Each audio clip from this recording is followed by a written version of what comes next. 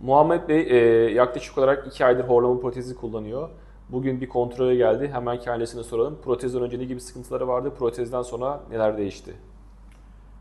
Protezden önce sürekli sık sık uyku halinde uyanıyordum. Kesilmeler oluyordu, tıkanıklar oluyordu.